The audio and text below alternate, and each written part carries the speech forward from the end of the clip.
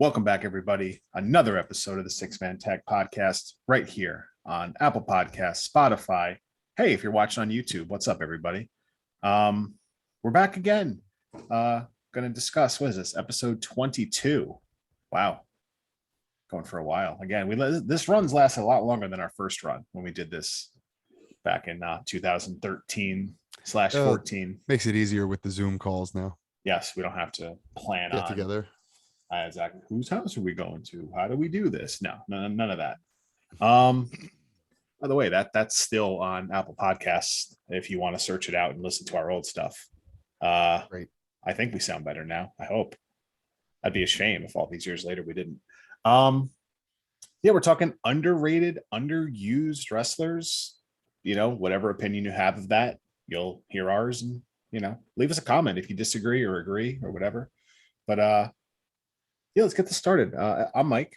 Hey, everybody. And joining me as always, it's CJ.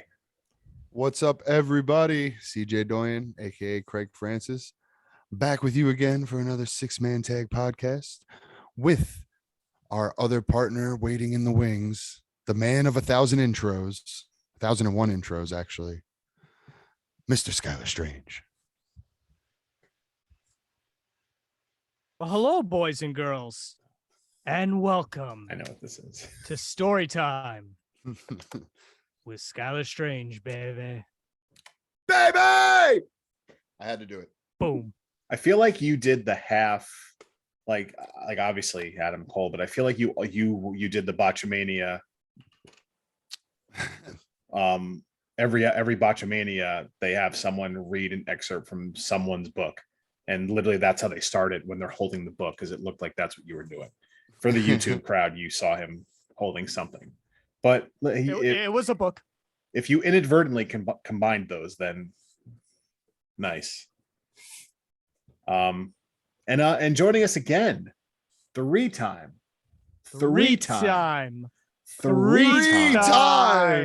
podcast guest from Northeast Wrestling. He's not the senior official because that's Kevin, who's awesome. Hi, Kevin. What's up, man? Welcome back, Chris DeAntonio. What's up, bud? Hey guys, thanks for having me. You can just refer to me as a senior official. I'll talk. I'll fight him for it. Thanks for having me on. I enjoy it. I have fun. I'm looking forward to another episode. Heck yeah! And again, I have to, and also thanks for stepping in, because another week where we had a certain person booked, and another week where he couldn't appear. I don't know, his tummy hurts or something. Dennis isn't here again. He's got a case of the drizzling shits. Chris, I'm sure you've heard that backstage before. Oh yeah, yep. I have friends. It's just real quick. I have friends that always get a kick out of it, because I'll just call something out of nowhere. I'll be like, "Oh man, that was the drizzling shits," and they'll just be like, "Why would you say something so graphic?" I'm like, "It's a wrestling thing. You don't get it." Wrestling. That's what. Yep. Yeah, it's the drizzling shits. That movie was the drizzling shits. I never want to see it again. Why would you call it the drizzling shits? Like, it's a perfect description of something, though. That's terrible. There's no questions about it after that. Right. Well, what didn't you like about it? I don't know. You heard me say drizzling shits. Yeah. Could you think of a worse scenario? I mean, I don't know if you're into scat in the bedroom or whatever, but come on, man. Well, this episode's already off the rails. Yeah. You're welcome. Yeah. I mean, listen, certain videos we've seen on the internet as younger folks are literally the drizzling shits. Happens to be one cup involved. Just Yeah. That froze Skylar up right there. I don't even remember what I was going to say. It doesn't matter. How could you have to think about that video? To you parents out there, just a little hint. YouTube Kids is probably worse than YouTube. Good to know. Oh boy. I don't understand some of the shit that he sees on YouTube Kids. I feel like anybody can just upload something and say, yeah, sure, it's for kids, and they just miss it. No, it isn't. Yeah. And then even if they catch it, it'll still usually take a bit. So if your kid comes across that in the first few days that it's up there, it's too late. All it takes is one time. Yep. That's it. Luckily, I don't have kids. fucking Poppy's playtime. I've heard about that one actually. It's kid horror. Kid horror is such a weird thing. I mean, like Yeah. this Five Nights at Freddy's thing. Yeah. I had was cousins just who gonna, played that. I was yeah. just gonna say that. That seems insane to me that that's like a kid's thing. Or I I probably had yeah, cousins shouldn't. like because if you- 7 years old playing that game, and I was just like, this game would scare the hell out of me. I'm 30. Meanwhile, because I'm that much of a nerd, I watched The Game Theorist, and they go into the lore about it, and it's fucking terrifying. yeah. They were For telling me about adults, let the alone kids. they were telling me about the lore of it too, and I was just like, this is a game for children. Okay.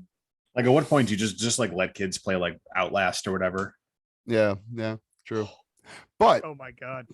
as much as wrestlers love video gaming, Yeah, this isn't a gaming podcast. it's not. Where is the wrestling? That's the hot question on everyone's mind. So today, Today. as you've read in the title, underrated, underused, underutilized, whatever term you want to call it. I'll just throw it out there to whoever, no one in particular, whoever wants to answer first. What's your basic definition of? I guess they're two different things. I'll go underused first. What's your like criteria and definition? Because you hear it on the internet all the time. Oh, this guy, I don't know what this guy's doing, kicking around here. He's on, I'll just say whether AEW Dark or He's what's on the- Sunday Night Heat. right, Yeah. whatever. What I don't know what that equivalent is anymore. But what's like Velocity. what's your definition of that being like underutilized, underused? Because we hear it all the time. But what does it mean to you? For think, anyone that wants to take. I think a guy or gal, I think there's a lot of talent on a lot of rosters. WWE, AEW, and now ROH is kicking back up, and then you got MLW. You got a lot of great, promotions out there. So for a guy to be underused, for me, there's just certain guys that have some kind of intangible factor, whether it be the ring work is top notch, whether they cut a good promo. Those are the guys you got to see on TV, and those are the guys you gotta give those pushes to. And I think we see it all too often where right when a push is starting for somebody, or right when it seems like somebody's turning a corner, they just get shut down. And one example I'm just going to use early on, and I'm not going to go as far as to say as he was underrated at the time, but he was definitely underused because we never really got to find out exactly what he had until he left WWE and started doing his own thing, would be Matt Cardona. His time in WWE, Zack Ryder, just when he wins the Intercontinental title, I think he won the US title at another point. He gets these small little mid-card wins, but they never really seem to, like, as soon as he would get those wins, he'd be the champ, but he'd either lose it in a couple weeks or he'd be completely off TV. You'd forget he had it. So And that's just the guy I think was that very underused. So just to addendum that, so he won the U.S. title. CM Punk and Daniel Bryan. Wow, I haven't said that in a while. Bryan Tried their best to put him over. Mhm. Because I remember the night after, I think it was Survivor Series. They took Punk, that title picture. Yeah, with Punk everybody, came yep. out with his world title. Bryan came out with his world title, and they introduced Ryder, and Ryder came out with his title. So they tried. Somebody tried, not Vince. Yeah, no, and he definitely was getting support from the guys and girls in the back, but for some reason we just didn't see enough of him on TV, and I think they just let whatever momentum he could have started building just fizzle out. Some of that YouTube stuff he was doing was legit hilarious. Yeah, I was Oh, gonna yeah. say because he was more or less like done, and then he started all the YouTube stuff and all the internet champ stuff, and he really he's a guy he's gotten himself over for over a decade now, and how many different times, and all Literally that got himself over, by the way. Like literally is doing it himself You're because right. Like he said that he's not getting the writing, that's for sure. No, because I remember the stories like back in the day, he got like remember flip cams, like before phone, you could just record everything on your phone. Like he said he had one of those and he was just filming shit and he was editing it himself and put it on YouTube himself. There was no help. Yep. Like he did that on his own. So he's literally been doing this on his own for all this time. And you could probably argue, like, sure, he wasn't a world champion WWE, and as you just described, but he probably turned where he's probably released years prior, and he at least turns that into probably adds a decade to his WWE career, whether it's good or bad, seeing what he's doing now, who knows if he's out in the Indies 5 years prior, who knows where he is. But the fact of the matter is he added time to his WWE career. Oh, and just to add on to that, he won the Intercontinental title at WrestleMania and literally lost the next night to the Oh, Miz. we were there. We were there. And- We saw yeah, him. right. Win it. You It was guys the were ladder there. You match. guys were Yeah. there. Yeah. And he wanted he won it in the ladder match. Huge pop. Everybody loved it. Everybody was excited for it. I think like literally when It was he was climbing surprising. up, it was surprising, which is always you're going to get those pops when you have a surprise at WrestleMania too. Yeah. But at the same time, like everybody was behind Ryder. Everybody wanted Yeah. to see him win. When he was climbing that ladder at the end of the match, everybody was chanting it. Yeah. And to see him just lose it the next night, it's just like, why'd you bother? Like, you know, Right. I mean, I get you get the cheap surprise pop at WrestleMania, but was that really all you were going for with him? Yeah. Because you could have Right. done so much more with it. Agreed. Yeah. Yep. That's a great example. And then look what he does now. Like all the GC, and even when he's first released, like he's in, whether it be Impact, and then he was in AEW for like a couple of weeks. Yeah. And you're just like, oh, this is just the same dude with a different name. And then that No, it GC isn't. and Nick Gage comes along, Mhm. and I mean the last how long ago that show was last summer at this point or whatever it was, and he's just been rolling Yes. since. And that just goes to show you that the dude knows that, all right, he had to do something different. He can't. And I you am know, I'm not like a deathmatch guy. I'm not Mhm. like a big, like I don't not to say I don't have the time to watch like all these indie shows. I wish I did, but I went out of my way and I bought that GCW pay-per-view because that's how interested I was in Nick Gage versus Matt Cardona. And that's when you know you're doing something right. and that's Right. that's a draw. That's a draw right there, man. Like, granted, it was I think the show was like $14. It's not like I had to like Yeah, break the bank for it. Yeah. right, but You still didn't have to like sell off Rocco. right, exactly. Yes, I didn't have to. Right, but I was just like, whatever. Like, yeah, I want to see this, and it lived up to the hype, man. And he's been, I know he's hurt now, but he was rolling for a while Mhm. as that like heel, just awesome, especially in GCW, just fantastic. So that's honestly a great example. Where do you think he goes from here? I guess I don't know how. Like, what's the future? Does he end up in WWE again? Does he like? Honestly, I think he's probably going to be kicking around the indies for a little bit. I don't think WWE is going to be too fast to re-sign him, and I don't think AEW is going to go out of their way to re-sign him either. They just got, they got Claudio, they're the whole Combat Club and everything else. Like, they have a lot of former WWE guys. They're not going to probably go after Cardona. True. But I do think that if he keeps going the direction he's going and improving his work and everything else, which he's obviously doing, like I mentioned before, the example I always go back to was Drew McIntyre. And I think he has a real possibility of, maybe 2-3 years down the road, finding a home somewhere. You see, I think that, and you could say this about a lot of cases, is going to be dependent on how does the Vince thing play out. That's also true. Yeah. If you're This is listening true. to this podcast, you know what we're talking about. Yep. And I'll just say we're recording. Stephanie, $3 million. It's June 30th, 2022. This is the day we're recording this. So News is out. Exactly. Like, if you're listening to this in a year, this is the time frame. So anyway, so one, that, and two, which coincides with that, how much power do Stephanie and Triple H apparently have again? Because I think if they're, I didn't even think about the whole Triple H aspect of that until you just mentioned supposedly Triple H has some power again, and with Stephanie in control, I would think so. well, I mean, Kevin Dunn, Pritchard, and Nick Khan are still there. Yeah, so. but if Stephanie's calling the shots, this is her chance. And I mean, I'm not saying like she should usurp power over the fucking company, but I think it's definitely a good chance to use her influence to maybe, hey, let's see what Trips can do. He had a great run down in NXT with the Black and Gold era. Yeah. Why not let him maybe run SmackDown or maybe run Raw for a little while and see if he can do something with that? And that's the thing. I think Triple H would be interested in bringing him back. It I wouldn't could shock totally me see if it wouldn't shock me if all the guys that were getting released, like Triple H, is just sitting home like, what the fuck? Oh yeah, and Especially he was, with- that was when he was going through his heart problems, obviously yeah. too. So Especially now that more guys seem open to going back there, like Cody. And on top of that, I don't know if you noticed, but AEW, they don't release people so much as let their contracts just expire. And that's been happening with a number of guys. Like today, they Alan said, Angels today, yeah. Alan Angels Yep. today, which I think is leading to Dark Order breakup. no. Wyatt Six. Have you heard about that trademark? No.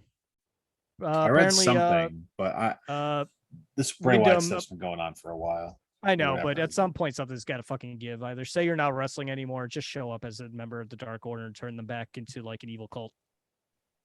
They should be Sure. doing. So I mean, Anyway. yeah, I think the whole Dark Order thing, obviously you need a leader.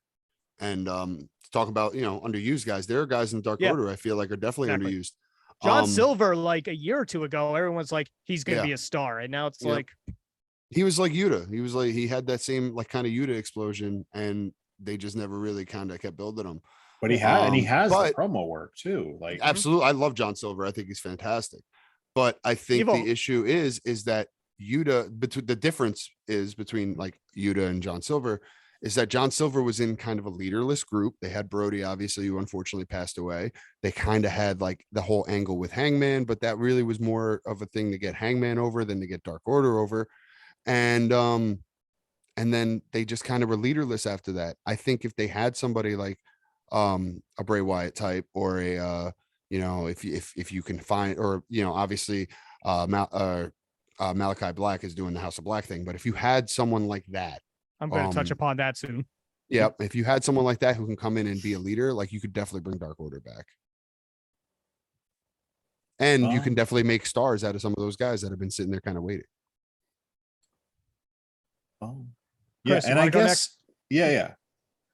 I mean, you're talking about like Dark Order. Dark Order doesn't mean anything to me unless Bray Wyatt comes and takes it over as a group.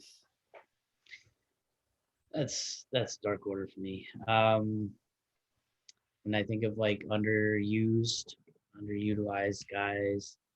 I think of like top heels in the 80s and early 90s that didn't get to do really too much of anything or reach the pinnacle because of Hulk Hogan. So Yes. 100%. Like the Hammer Valentine. it's fucking hammered. Like The Hammer is great. Dino Bravo. No, I'm kidding. Dino I'm kidding. Bravo. I'm kidding. I'm kidding. I'm And kidding. Dino Did he Bravo ki- sucks. wait, no, never mind. I thought I was about to say, did he kill a guy? But didn't he get? No, he was killed murdered by the mob? He mob. got killed. Thank He you. got Okay. whacked. Yeah. He got whacked, eh? that's a real thing. He That's, got whacked by the Canadian mafia. Yeah. They had the whole dark side. I should remember. I They, think they gave him a heads up that they were going to whack him because they're so nice up there. Eh? it's a real thing. That was a real thing. It's not even a rumor. Like Oh they- no, yeah. no, it's Yeah. I know it's a real thing. No, that's fact. It's crazy. I think it's too. even a Dark Side of the Ring episode. It is. Yeah. I wonder It's if. available in the archives. Oh, it is. We did talk about that early episode. Go That way was like back. Keep episode. I scrolling. think that's episode 2. might be. Jake Keep the Snake, scrolling. talking about like 80s, early 80s and 90s. Jake the Snake was a guy who should have had his run and Ultimate Warrior. But this obviously is- fucked it up. This is where I wonder, like, because you look at someone like Roddy Piper, where did he like? This is where like what's the definition of underused? Is it Yeah. a guy just didn't get a title run? Because someone like No. Roddy Piper, you could No. argue didn't No, you don't- need I the don't think title. that's there. No, Yeah. Roddy Piper had enough main event exposure that you can't consider him underused. Underrated, however, that might be another story. Right. But as far as underused goes, Roddy Piper definitely. I mean, he had WrestleMania main events. He was always cutting promos with Piper's Pit. He had was a lot huge of time. outside of the WWE too. Like, Absolutely, he was yeah, in the yeah. mainstream. Yep. And you could, Piper, you could never put there. I think of like when I talk about the heels, like I think about $1 Million Man, Mr. Perfect. They were there and they worked. Like everybody worked main event programs with Hogan, but like none of them stayed Got over. up there. Yeah, like maybe one of those guys could have gotten a title, and then Hogan could have chased the title instead of always having it or something like that. I know a good one that. And in it's that- funny. It's funny you say that because like Hogan was always the champ and this and that, and now you almost look at today where a lot of babyface title runs, the chase is better than them actually holding the title. Where Hogan was always the opposite. He was always the babyface and always the champ. Maybe the Look at booking was Hangman's run. Look at Hangman's run, man. Everybody was chomping at the bit for Hangman true. to win that title from Kenny Omega, and then And as the soon as he chase- won, everyone just started shitting on him. and Hogan- the chase The was better. The Hogan chases were always very short. Yeah. It Right. didn't have it. It was very short. Like, and I mean, the only one that was good, I thought for a little while, for a while it lasted, was when before he won it from Savage in F5. Mm-hmm. Like With the that, mega powers and yeah, everything. not very long, and it wasn't born out of him beating him for the title by cheating or something. Like Mm-hmm. Hogan wasn't even able to be No, there. because it was Savage that was the heel going into it. Because Yeah, then he like- was Because of the yeah. jealousy angle he had with Elizabeth. Yep. So it wasn't a real chase, but Mm-hmm. I don't know. I know somebody you could put on that 80s, late 80s heels list. We were talking about him earlier, Ray Traylor, aka Big Boss Man, That's Big right, Bubba yeah. Rogers, highly underrated. Underrated for sure. Underrated. As you guys know, my finish was the Boss Man Slam. Ray Traylor was a huge influence on me and in my pro wrestling career. Even as a kid, I used to make, when you can make your own wrestlers in the No Mercy games and stuff like that. My dad was a cop growing up. I used to, make myself, but I used to also make like my family, my friends, blah, blah, blah. So I used to make my dad's character and I would put him with the Boss Man gimmick on. And I was just always a big fan of Boss Man. Boston is awesome. Ray I Traylor. think Even Bobby Dutch, former friend, or not former friend of the show, friend of the show, and former former guest, Bobby Dutch, said he was greatly influenced by Boss Man. Yes. Episode available in the archives. Mm-hmm. He is not why Dennis is here, unlike the last time when Dennis made the irresponsible choice to go out with him and not make guess. and they didn't fucking call me that night. Oh, you would have went out drinking with him too? Yeah. I mean, told him that. it sounds like a fun time, but I that's said heat, it's brother. like, okay, Dutch, you got him drunk. You come on the show. if I still drank, I would love to go out drinking with Dutch. That is one Agreed. dude I would love to go have to tie a few on with. Not taking the glass from him. He's giving you more glasses to take. Yeah. That's how a night out goes. Yep. I'm trying. No, that makes sense. Yeah, I'm trying to think of some other like 80 seals. Wait, was Ken Patera that era? I feel like that's older. Okay. A little older, but by the time it was like late 80s, he turned face. Okay. He was out of the Heenan family. I just think the times were a lot different because you didn't I guess you had weekly shows, but you didn't have it like it is now. And I wonder if the internet was a thing, and you can say that for anything, but like I know there were like some form of dirt sheets and stuff, but if like this internet community was around, maybe 10, 15 years prior to when it really started, I'm curious as to how things would shake out. I know Hogan in like the early 90s and stuff, towards the end of his run, was definitely starting to get the booze in the crowd. Like you would hear like John Cena during his prime and Roman Reigns, of course, we all know Before that. the heel turn, yeah. Right. And I think not as bad, but I do think they were there that like 93 time, especially because people were starting to get into like Bret Hart and even Yokozuna at the time. And then it was like, why like all the WrestleMania 9 stuff. Like all that. it's like why it's like in what logical reason is Hulk Hogan here? Like Yeah. Like I've always hated that Mania main event. Right. And why does he have a black eye? Yep. Well, folks.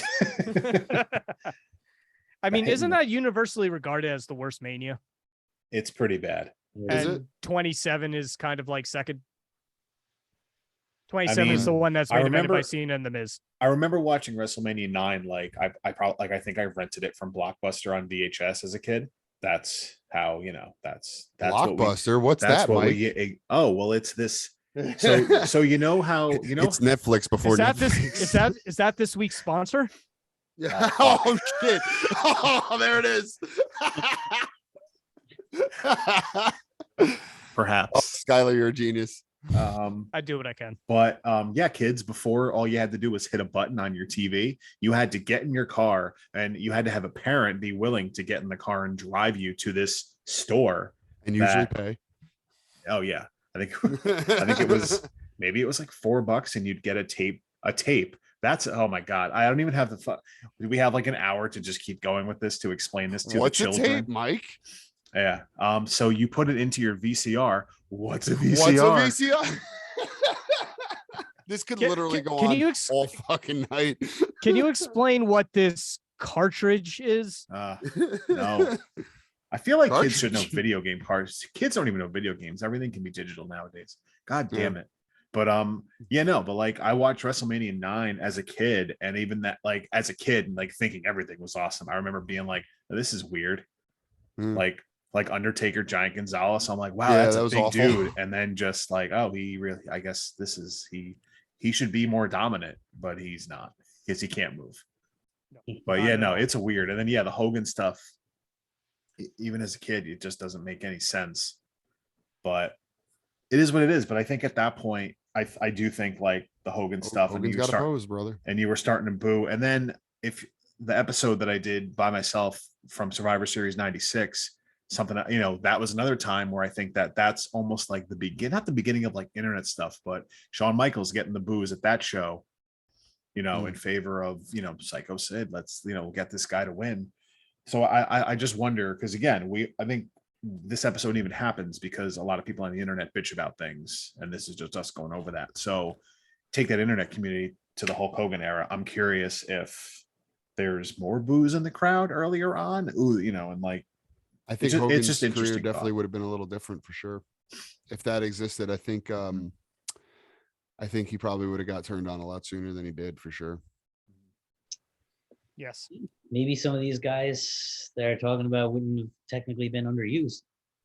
Also Yeah. true, yeah, because you would have had to take him out of the title picture from time to time if he was getting those boos like that for sure. You don't have any of those guys that are opposite of him that like wouldn't consider underused, and it didn't really happen until the shift into the 90s. Like, but they were already established guys, so you had like Slaughter and Flair, like when they were there in the early 90s and they had the title and they were up in the main event, they were already Mhm. established stars. So like, This is, I mean, it's like it's sort of going against the whole reason for this episode, but could you call Ric Flair in that first era? Like I know he won the title, the 92 Rumble, but could you call Ric Flair a little underused, like in that era? I'm not saying as a whole, but in that like early 90s era when he was there. I wouldn't call it necessarily underused. I think people just think it's horribly booked just for the fact they didn't do Hogan Flair. Right. Yeah, it happened in WCW. Yeah, but it was Well, terrible. the story apparently behind that was they did it on the house shows and it wasn't drawing, which Which is insane to me. bullshit. it Bullshit. sounds a There's little- no way. I call There's no way shenanigans. Hogan and Flair in 1992 doesn't draw anywhere. There's no fucking way. That I- was a WrestleMania main event without question. Yeah, 100%. Right. No, I don't. Yeah, I don't. think That's literally that's Rock Austin, that's Triple H, you know, that's Edge Cena. That's literally like, come on. And Yeah, I don't know. I think the way that you could go off underutilized or wrongly booked is when you think about the major events that Flair had the title, mostly against Savage. Mhm. It was always like the middle of the card. Mhm. It was CM Punk before CM Punk. It's kind of a good point. Yeah, that's And it's crazy, like to even bring that up because, like, you look at Flair for like winning the Rumble, and then the promo that I think that everyone With a still tear in remembers. my eye. Mhm. Exactly. So it's like crazy, right? It's Great promo. insane to me. Oh, absolutely. It's insane to me to think that that's why, again, probably the wrong terms to use for it, but it's insane that he didn't get more like main events than he did. I think maybe underused or underrated might not be the right exact words, but I Right. think they definitely dropped the ball with them somewhere. Right, and they- Underutilized might be the best way to put it. You're right. used or but- utilized.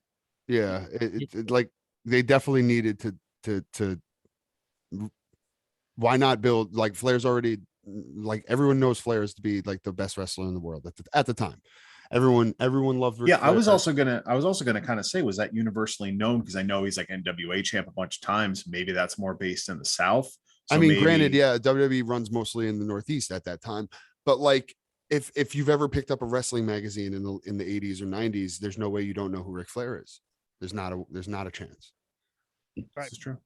Yeah, I think That's you true. use the term whatever, like underused or really underutilized with depending on who it is. Like when you talk about Flair, you're underutilizing him as your main event draw, whereas you're talking about As your like, champion. He's Yeah, a and- champion.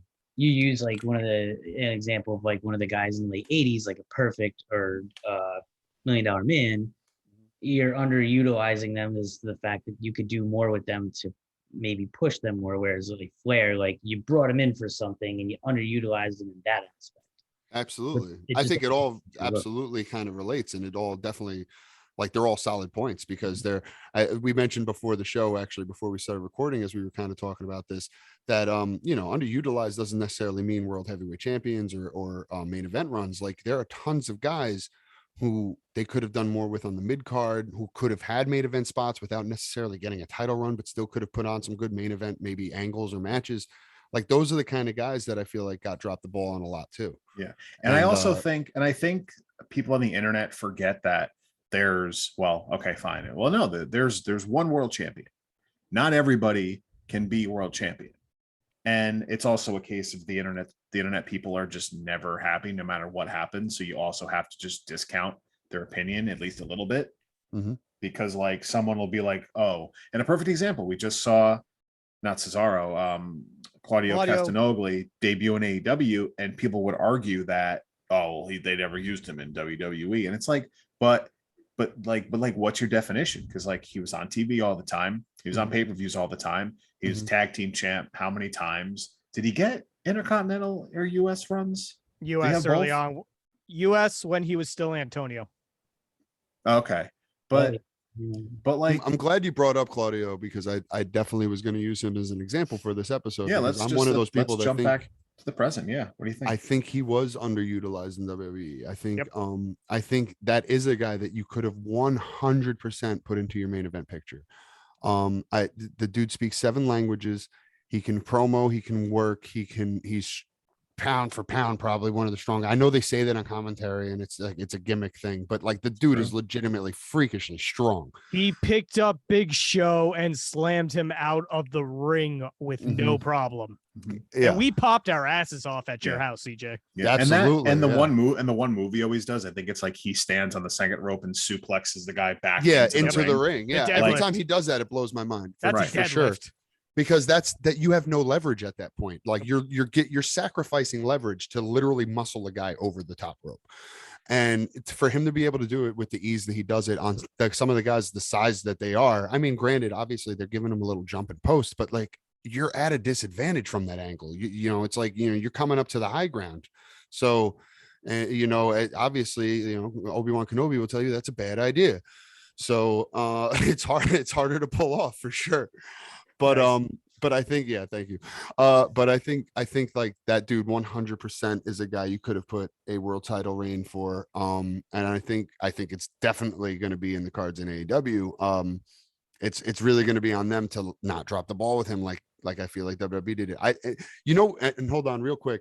The reason why I feel so strongly about it is because it's not just the internet wrestling community. It's not just us. It's not just fans talking about this stuff. The dude is universally loved in every locker room he goes in. Everybody sings his praises. Everybody talks about how underrated this guy is. And those are the boys. Those are the boys in the girls. Except Eddie Kingston. You can use it, but that's Eddie Kingston. You can say that with anyone. Right. Exactly. But those are the boys and the girls in the back, and those opinions matter. They really do. For someone to be held in such high esteem with his peers, that's a guy that he deserves more. Yeah. He was there for almost a decade. Sorry, I just want to get this in before we move on. What would have been the best time to maybe pull the trigger on that main event run for him? So I feel like there was 2 times where they were trying. The first time was during Cena's run as US champ. I remember they had like 2 weeks in a row, absolute bangers on Raw. And Cena, like even in victory, like was trying to put him over and like raise his hand at the end. And like Cena is some guy that like it's like a guy that like he recognizes talent. I mean, look, he put Kevin Owens over. He made Sammy look good with an injury. He's also been known to bury certain guys, though. So this is true. Yes. Sorry to interrupt. June 29th, 2015. Just to put a time frame on that is not what I'm seeing. Okay. The second time was recently. They gave him a match with Seth Rollins at Mania and he won. Then they gave him a match with Roman for the title. And then that was it. And granted, I understand that like they're doing this whole angle with Roman, they're giving him the long title run, but Cesaro should have been in the title picture again. Maybe if he doesn't win it the first time, he should have at least had another match down the line. Maybe if he gets traded to Raw, he can win the world title over in Raw. But you're right, Skylar. They 100% had momentum going with him, and they dropped it again. Yep. So I feel like that happened to him a couple other times, but those I feel are the most notable. Because I remember when he won the match at WrestleMania, I legitimately was surprised. I was legitimately like, wow, I probably can't call every match on this card, but I was pretty fucking sure Seth was winning this one. You know, like, so that definitely shocked me. So for him to get that win and then them not capitalize on it, it's a great point. I have two kind of that I'm thinking of. Yeah. They're more modern. We could jump around. Go for it. One is kind of debatable because you can probably say injury prone. Finn Balor. I was gonna say that because I was gonna be an asshole and just say along with him, like the episode we did for the Intercontinental title, and to go. Yeah, with him. but the dude was also the inaugural Universal champ Right. for a Yeah, day. 100% agree. 100% agree with him. Yeah, but dude's just mega talented. Dude can kind of talk. And I think if they let him actually run with Judgment Day, you could see some quality work out of him. I think heel Finn is better than face Finn for sure. So I think like this is a good shot for them to really kind of shoot him to the moon. I really think he should go back to being like Prince Demon King Devitt, kind of, or like Prince Devitt, Demon King type of deal. Well, like, he was doing the Prince gimmick when he went back to NXT, and it was fantastic. Yeah, it was. I think that they could absolutely kind of incorporate it. And I know they kind of, from what the sheets are saying, they want to kind of go like a supernatural angle with it, but you can definitely incorporate the Prince gimmick into that too. Yeah, absolutely. Especially if you incorporate the Demon King with it. Yeah, exactly. I would almost say underutilized with him. Not even so much like you want to argue like the world title run, that's fine, but just a guy like that, like to not have more. And we brought this up in when we talked about all the secondary titles. The fact that I think he was the US champ back at WrestleMania, and you can't get Finn Balor on your card. I think we said it in that episode, and it's a good time to rehash that now. It seems insane to me, and I think that's more of a statement of being underutilized than, oh, he's never been. Well, I guess he has been world champ. You can't even say he hasn't been technically, but if you can't get a guy like that onto an 8-hour 2-day show, there's something wrong there. And I think especially when he's holding one of your titles and you don't put him on your biggest show of the year. Right. And this is where that's more of an a definition of underused and underutilized to me. It's like, this guy can go. You can't find any spot for him on a 2-day show. Like, come on. Yeah, no, you're 100% right on that too. That's it still blows my mind. I don't care who your champions are. You have a 2-day show at WrestleMania. Every single one of those belts should be defended. Yep. Damn right. Just you have 2 days of about 5 hours of programming if you include the pre-shows. There's no reason why you can't have every title defended. Yep. Agreed. I remember for like years in a row, the Intercontinental title wasn't like on the show. Yeah. Or at least not being defended. And this wasn't this year either. It wasn't, neither one of the mid-card titles were defended this year, which is used the Intercontinental Championship. It's crazy to me. Just the whole championship as yeah, and it sucks because like I'm such a huge fan of the Intercontinental title. It is probably my favorite title. If you like, obviously, like everybody wants to be world champion, blah blah blah.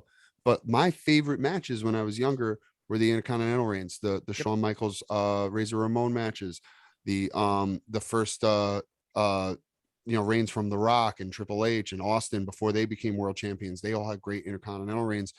Like Chris Jericho and Redacted. Chris Jericho, absolutely. What does he have? Like 11 reigns or something like that? He's got like the most of all time, I believe. Yeah. You know why Jericho's the greatest Intercontinental champion of all time? Because not only does he have the most reigns, he was also IWGP Intercontinental champion. That's also true. Yeah, he was. But like those were the matches and the reigns that I really enjoyed a lot when I was a young fan. And now it's just not even a factor on your biggest card or many of your cards for that point. It's just it blows my mind. It hurts. It hurts me. Who else did you have, Skylar? The artist formerly known as Aleister Black. Now, do you think he's still currently being underutilized? That's the question. Yes. Oh, How so? He was feuding with the fucking Varsity Blondes forever. Yes, I mean, okay. And I think honestly, it how is- I many think that times was really to get Julia over as a member of the group, though. okay, and how many times have we really seen them since Julia joined the group? That's a good point. So I think what's his Buddy Matthews had one match with Pac. Talk about Who- underrated. Okay, yeah, we'll get to him too. By a long yes, absolutely. Okay. He had that one match for the All Atlantic Championship. Yes, That's gonna- even though there's a Japanese flag on it, but go on. There's going to be when we get to the AEW Revisited show, that's going to be a topic. And then Coming Aleister soon? Black. Yes. Aleister Black, okay, yeah, he was in the match for the title, but other than that, it just feels like I there was, guess like Julia Hart, just- I'm pretty sure has shown up once Mhm. since she I'll joined. just say, what would you have Malachi Black doing? What spot in AEW? What spot would you have him? I'm not, and this isn't to disagree with you or anything. It's just, what would you be doing with him? Blackpool Combat Club versus the House of Black. Sign me up. I mean, Sign yes, me I up want for to that. see that, and then, but they can get there, and But exactly, but that's Well, I think the they should caliber get I there, feel. though. Exactly. while we're For instance, like honestly, I don't want to see them in the tag team title picture because, call me a sucker, I think FTR needs to win those belts next. Honestly, but- at this point, you might as well. They have to. They're going to do the you belt might as collector well. gimmick with them. You might as well give them the Might as well your just go to company's full titles. Monty. And on top of that, I'm a huge FTR mark, and I think that they're the best That's tag fair. team in the planet. And I've thought that since their NXT title reign, I thought that they were the best tag team on the planet, and I still think that. Yep. No offense to the Young Bucks, but No. but I'd I really believe that FTR is the best tag team on the planet. I believe that they deserve this run that they're getting right now, and I think that they Yes. deserve the AEW title. So keep House of Black away from that for now. However, no reason not to get Malachi, like you said, involved in a big angle with Combat Club, because obviously that that brings legitimacy, and then from there, obviously you have options. But I think that's what they mean- need to do. They need to give some legitimacy to the House of Black and They- and Malachi. Well, I think one, you have a stable feud, so you'll get plenty Mm-hmm. of mix and matches out of that. Plenty of. I don't think there's a one-on-one bad, I don't think matches. there's a bad match to have between those guys in those groups. Exactly, and then I would watch any one of those matchups. and then for a short-term feud, he doesn't have to win the feud. But while Mox is champ right now, who the fuck wouldn't want to watch a Mox and Black world title program? And honestly, that's Black doesn't have to win, but it would No, but make for yeah. a good program. and you could literally, like you said, run a whole program of it, do a big build up where you can have Claudio and Brody King go at it. You can have Yuta and Murphy would put on a great match. I feel like those two together. Yes. Oh yes. Bryanson once he's healthy, or Danielson. I'm sorry, I don't know why I said Bryanson. It's okay, Danielson once he's I healthy. let it slide. Yeah.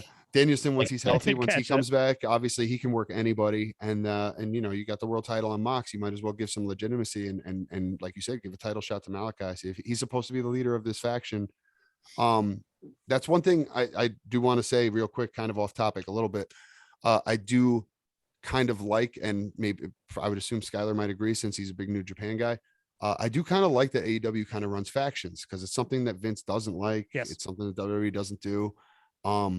I do kind of like that you have a lot of factions in AEW because one, you can have awesome feuds and matches that lead up to matches like Blood and Guts, like we just witnessed. But two, you also have a good collection of stars, mid-card guys. A couple of squads got some jobbers on there. So if you need to get somebody squashed, you throw Brandon Cutler in there or whatever. But they have a good mix of everything where you can legitimately do these kind of feuds that we're talking about, where it can just be back and forth, no titles on the line, just nothing but squad pride, and you can have some great feuds, great matches, great cards. Just kind of going with those matchups, and you can recycle them. Not, not recycle them, but you know what I mean? Cycle them through with all different kind of matchups. You can, look at those members that you have now. You can get like 12 different matchups out of those, 7-8 guys if they're all healthy. Also, So- I just want to say, I mean, no disrespect to Death Triangle because they did feud with them recently. I want to talk about Um, them too. I was gonna bring Death Triangle up later, but go ahead. Okay, but yeah, that is not a knock on Death Triangle at all. I love Mm-mm. every single member of Death Triangle, and it's just after that feud, it just felt like nothing. I am glad that you brought them up because I'm going to use that as a segue a little bit for another guy that I think has been very underrated and underutilized. But I passed it to you. That's Pac, man. Pac Well- is 100. And hold on, let me explain. I know Pac gets a lot of time on TV, especially nowadays. But And he there's- just won that whatever title. Yep. But I think that dude is legitimately one of the best workers on the planet. I think he can do anything, whether it's singles matches, tag team matches, 3-ways, 4-ways, doesn't matter. The guy can do it all. He can do high spots. He can mat wrestle. He can brutalize, and throw punches with the best of them, strikes with the best of them. And he cuts a great promo. I mean, the dude he gets in front of a camera with a mic on, and you believe everything he says. He says everything with intensity, with real like feeling behind it. And I think he's got it all. I think that's a guy that definitely should be in a main event picture down the road, or sooner than later. You know when I think he finally clicked for me, When's and this that? goes back to when he was still Neville. Yep. Grow a beard. Yeah. It Yeah. helps. No. The last When part, he came back and he looks like a lunatic bastard with the beard, Mhm. ever since then he's just been on fire. the heel Neville, the later parts of WWE, his heel run that he had was probably the best run he had, which is, I'm sure, what led to the bastard character and what led to his run on the indies and what led to his success in AEW.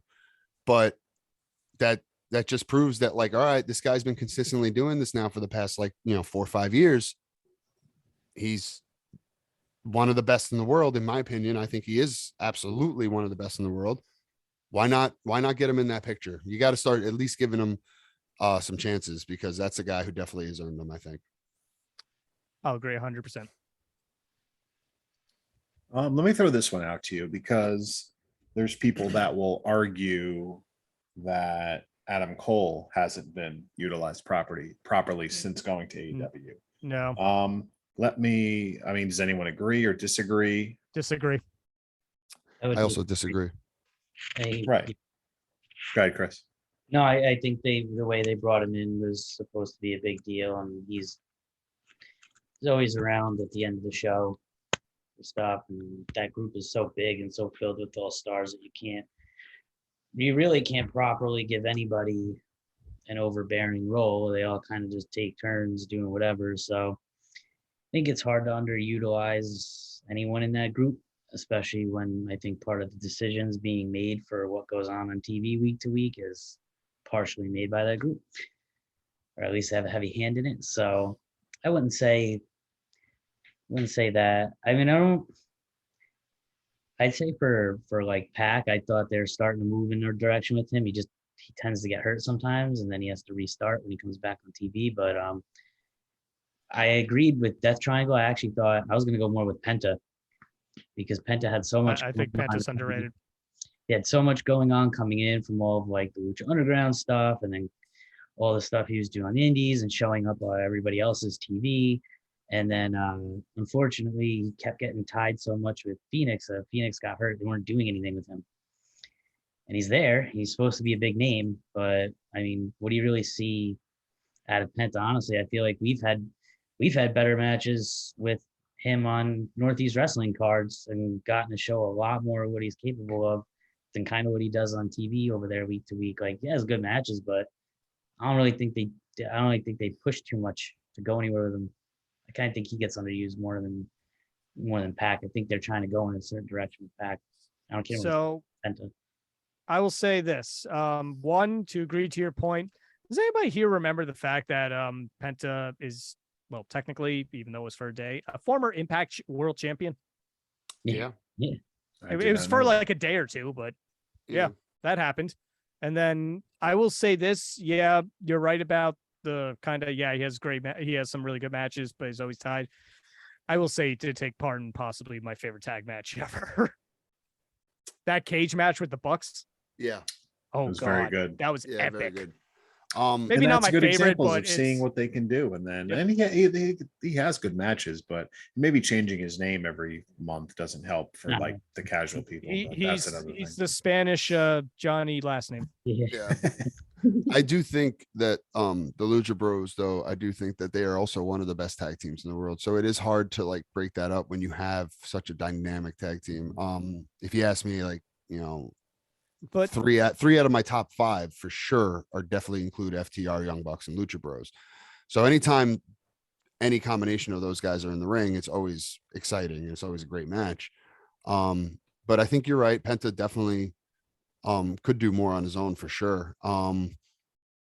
Especially with the manager. What's the manager's name? Alexander or Alejandro? I can't remember Abrahantes, I now. think. Well, either way, like, especially since he has, obviously he doesn't cut the best English promos, but that's what he's got the manager for, and the manager's great. I sorry I can't remember his name right now, but I think he's awesome. It's like Alex Abrahantes, I think. Yeah, like I love the whole Penta says. Like I think it's great. Yeah. It's a great way to get him over.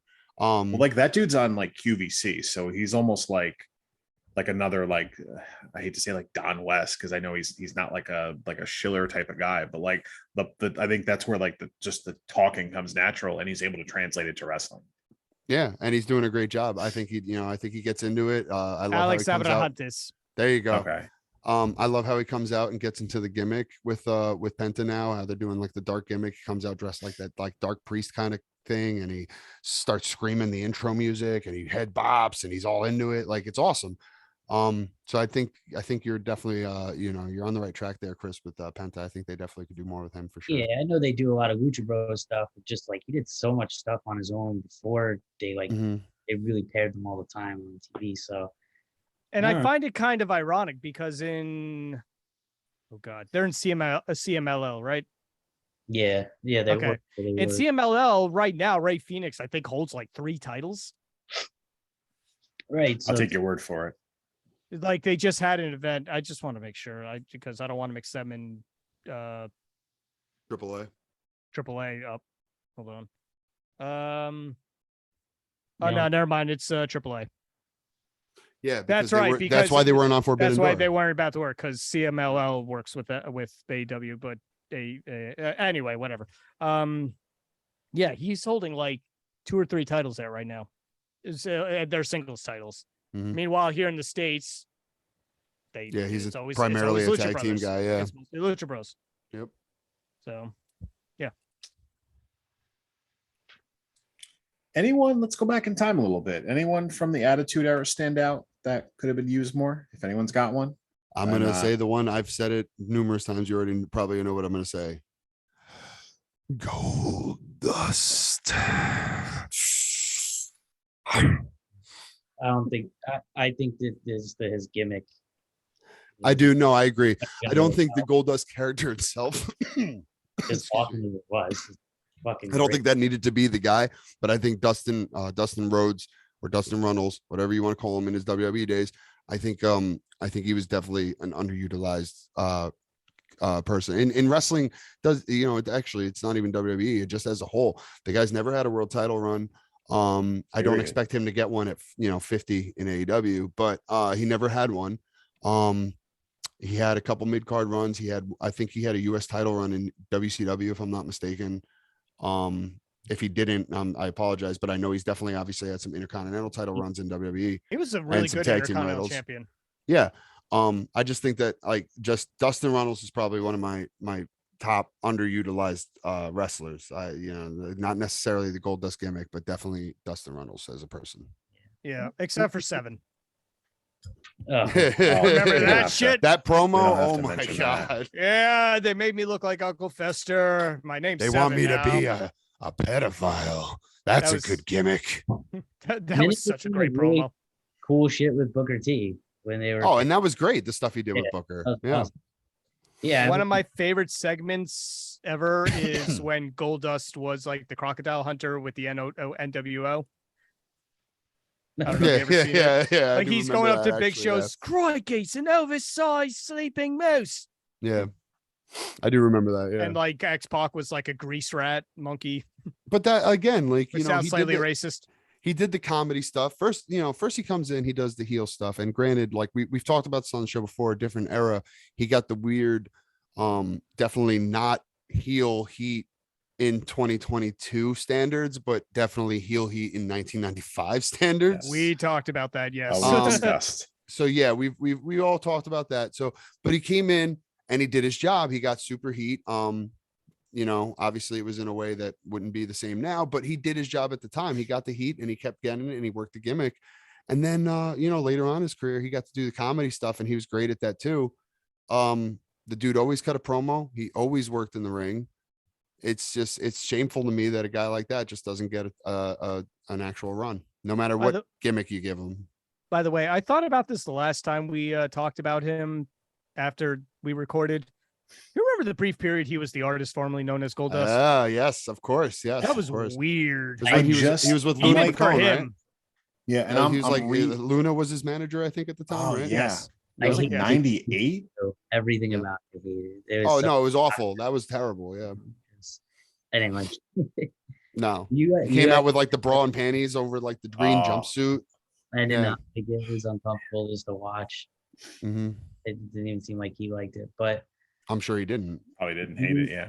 When you said Attitude Era, it made me think of like initially minus the time that they had him in WWE ECW was the Big Show.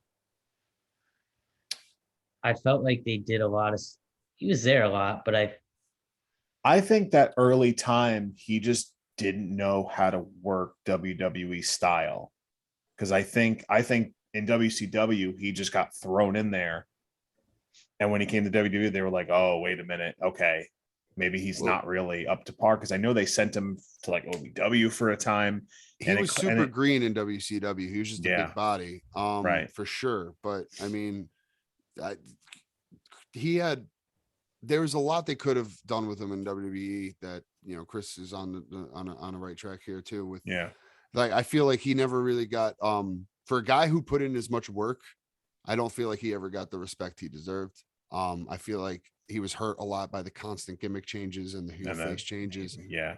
I want to know how many times, like, precisely it's out there turned heel and face. Yeah, it's got to be somewhere. Like, who has enough time? Who had enough time to? I'm sure I'm sure there's probably a YouTube video that shows every single time. There's some. There is. Yeah. I know. And I think that hurt him a lot, because I think for a guy who put in as much work as he did, and especially later on in his career, getting himself in the shape that he did, he never really had the respect he had. Obviously he had a couple world title runs, he had other tag team title runs and other big angles, but I don't think he was ever really respected as much as he could have been. Agreed. I think we say, like, for some guys it doesn't matter about the title. I think for him it should have. Like, I think he should have had like that, like some sort of a longer dominant title run, like the early 2000s. It was always weird how they treated like big guys at times. Like, I feel like Big Show, you could add Kane to the list of, they would just kind of float around. Henry. Yeah, Mark Henry. They would float around a little bit and then they would be gone. And then they would bring them back as this monster, beat everybody up. And then it's like one guy beats him. All right, I guess we're done with this now. And then rinse and repeat. Which doesn't make sense, because just because he got beat once doesn't mean that he's not still this unstoppable monster. And when you do that anyway, bad day, right? Right. And when you do that anyway, like, what's your ultimate? And I feel like isn't your ultimate end game with any of that when you have a heel monster like that? Like, okay, who's gonna beat him? But it's like, all right, how many times are we just gonna rehash this same thing? And I feel like that's when we're talking about underutilized, it's like, all right, you're gonna come in for, and it was never long, a month. And then like, oh, okay, we'll just do this till the next pay-per-view. Then like, John Cena's gonna beat you, and then that's that. Well, part of it's unfair. LOL, Cena wins. On top. Yeah.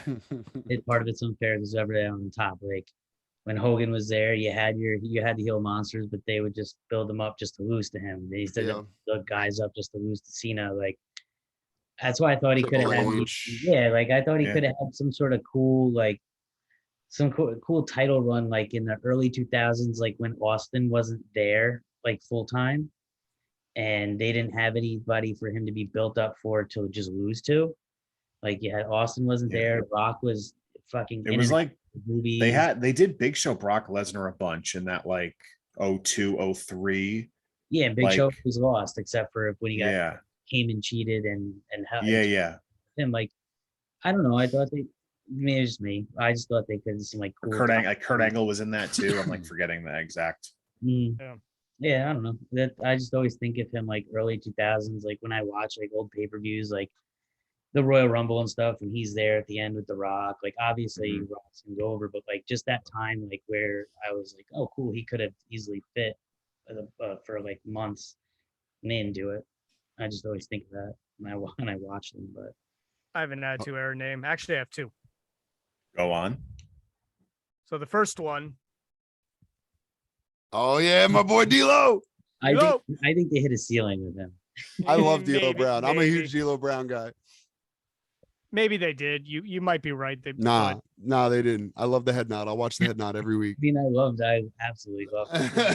I had, mean, like, he all the- was the first Eurocontinental champion. I'll give him That's that. true. So okay. It's not that I'm disagreeing. Hold It's on. not even. Because I also had one that was kind of in the same realm. So let me just spit it out before we get to Skylar's other one. I'm just gonna do this. Special shout out to my brother, but because I'm gonna name a name that I would know he's gonna want to hear. S.A. Rios. God damn it. That's it. That's it. Good night, everybody. By the way, original valet Lita, right? Lita Wasn't he on the came in first- with him. She was dating him when they came in together, and then she's just like, "Oh, Matt Hardy's got a big dick, I guess." I don't know. wasn't he on like the first Sunday Night Heat or something? Yeah, like that? probably. I think so. I know he don't probably doubt spent it. a majority of his career on Sunday Night Heat. No, I don't think he was on the first Sunday Night Heat because at one point Sunday Night Heat was relevant. Yeah, that's true. Because it used to be the pre-show to the Pay per pay-per-views. view lead in. Yep. Yeah, but Sunday even Night- like back in the day, you would see guys like Rock and Triple H on there regularly. Yeah. Wow. Well, the corporate ministry was actually formed on Sunday Night Heat. So there's That that. too. There you go. Wow, That's crazy. I didn't even think about that. I wouldn't have remembered that in a million years. That's crazy. By the way, Our group the corp- formed on Sunday Night Heat.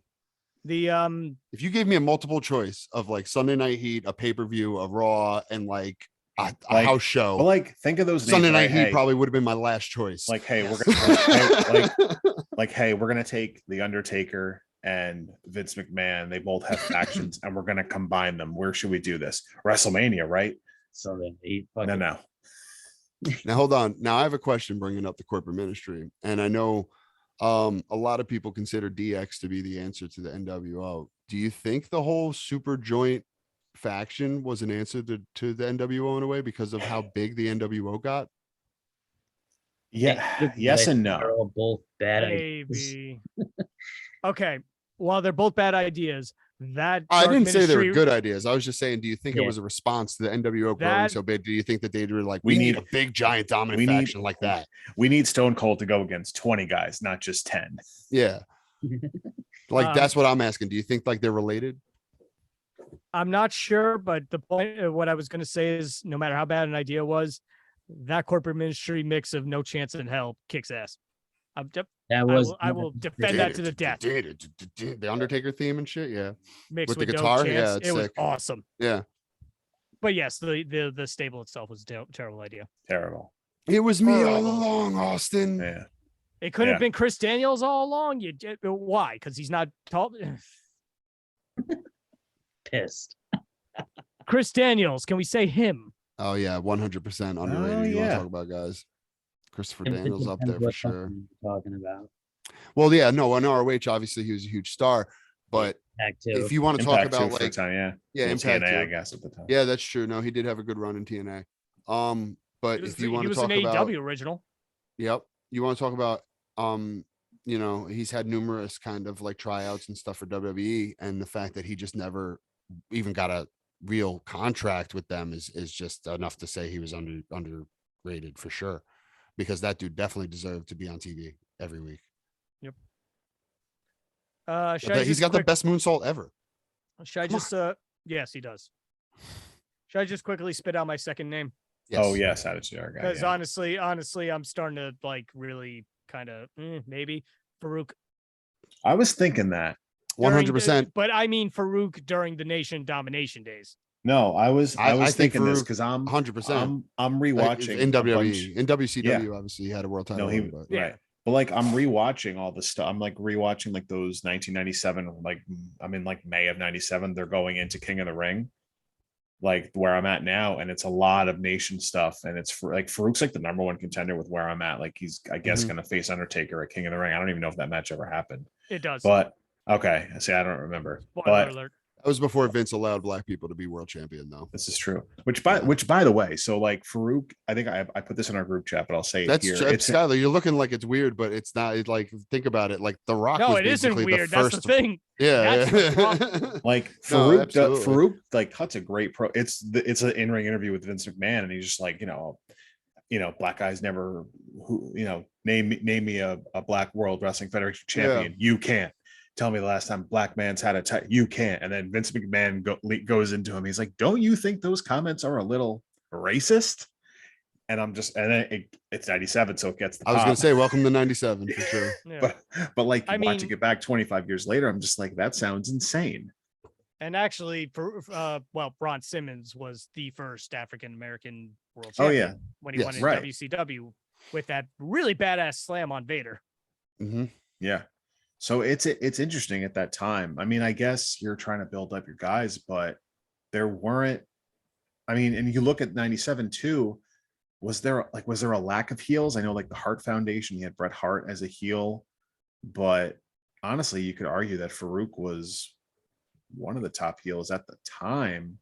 I remember as a kid, I hated Farouk and Yeah. I hated the Nation of Domination, Yep. and I was too young to really understand how racially motivated that whole angle was. Hmm. All I knew was that these guys were mean and they beat up all the good guys. Like that's Right. why, like I didn't give a shit about the race stuff. All I knew was just like, man, Well, these because you're a kid, you don't like that's Yeah, just how it goes. exactly. Like these guys are bad guys. Like they're just beating Right. up all the good guys.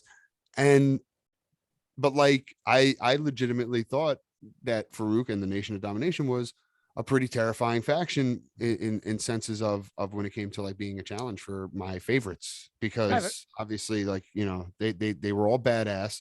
Farouk, Ron Simmons has always been a badass. And I as a kid, I definitely could have seen him in a world title picture for sure. And Now- but you look at, I'm sorry to cut you off, but just go back to like the heels. This is coming off the pay-per-view where the main event was babyface versus babyface. It was Stone Cold versus The Undertaker, Mhm. where that, those kind of matches are just like always, they don't work all the time. When you have, I guess, heel versus heel in a sense too sometimes, but you're coming off where like that was the main event of your pay-per-view, and you're more or less turning Bret Hart heel because you don't have many top heels. It seems interesting that Farouk he probably could have easily slid into that maybe number 2 heel spot if Bret Hart's there. Like, I mean, he's clearly number 1 at that time. He's literally feuding with Shawn Michaels and Stone Cold at the same time. Mhm. And Farouk's there, And he's like they're on leading TV. like this whole like Canada versus USA thing, which Yeah. is like which wrestling fans, I don't know if you know this, but wrestling fans love their nationality in wrestling feuds. Yep. They even they chant USA when it doesn't matter. It doesn't matter. All 4 guys are from America and they're like, USA, USA. It's all left over from like Hogan would just like, oh, okay, what war's happening? All right, go face Hulk Hogan. So okay, and I'm gonna ask any of you guys if you have seen this, because I have. Have you ever seen a match that had 4 guys in it that not a single one of them were American, but the USA chant breaks out anyway because like one of the guys is white? Like so, like I can't name an example, but what I TV show but is I- that? and I'm not trying to be racist or funny here, but like literally like they'll tag the white guy in the match. It'll be like like a Spanish team, and then like maybe like a white guy and a black guy together, whatever. But as soon as the white guy comes in the match, all of a sudden USA, USA. Meanwhile, the dude's from Winnipeg. Yeah. Like No, I've definitely I don't know an exact example, but like I know that's a thing where like like a Canadian against like some That foreigner. should have happened during the Un-Americans. Yeah. Yeah. I feel yeah. like maybe somewhere in there. Who saved the flag from being burning by them? Undertaker or Kane, Was it one Undertaker? one of the brothers. Well, you know, Kane's not going to let them burn a flag. Well, that's true. You're gonna have that baby, and then I wasn't gonna. Moving on very quickly. So, quick question. By the way, because, fuck you, Kane. Oh, what? not editing this. fuck you, Kane. Fuck Len Jacobs. I love Kane. Fuck Len Jacobs. There you go. Separate the art from the artist. Yeah. Anyway, well, then we'd still talk about Chris Benoit. I was going to say, I don't know before we move on, just quick point. This is one backstory I don't even know. Why did Owen Hart join the Nation? Because enough was enough and it's time for a change. Yep. Yeah, that's it. Yeah. Okay. It's enough. And it's time for a change. Literally, I meant more the backstage politics of it. It was just like, are they trying to? Okay, like, so hold on. lean I'm off gonna try the racism. I'm going to try and take a guess from my best memory, which, as we all know, isn't 100%. But I believe I have nothing to contribute to this, so just I go. believe the whole angle of Owen joining was like he kind of was doing like almost like the Sami Zayn kind of gimmick now, where he just felt like everyone was against him, and he just like felt like people were working like conspired against him.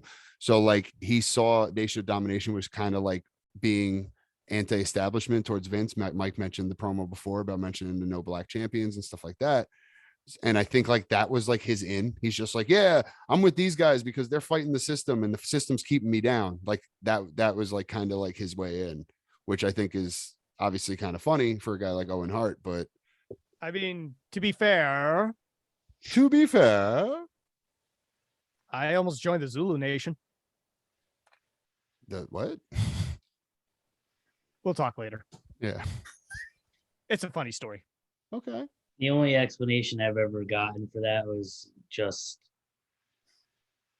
nothing backstage. It was just like, I think at the time, like The Rock had taken over the Nation and they were literally just feuding with DX, and he had Farouk was out of the Nation at that point, right? yeah. At that point when Owen Hart was in it, Rock was already had taken over, and I think at that point they were just feuding with the Nation, and that's where the whole thing where he gets pulled in and they do the whole parody with Jason Sensation. Now, let me ask. Which is Why'd you have to bring that up? which is I believe scrubbed from Peacock at this point. Yes. I know I'm late, but my nose got here 5 minutes ago. Oh, I love Jason Sensation. Anyway, do you think Rock derailed Farouk? Not purposely, but No, I thought, not purposely, obviously. I don't know maybe if I read this or I think I read it somewhere.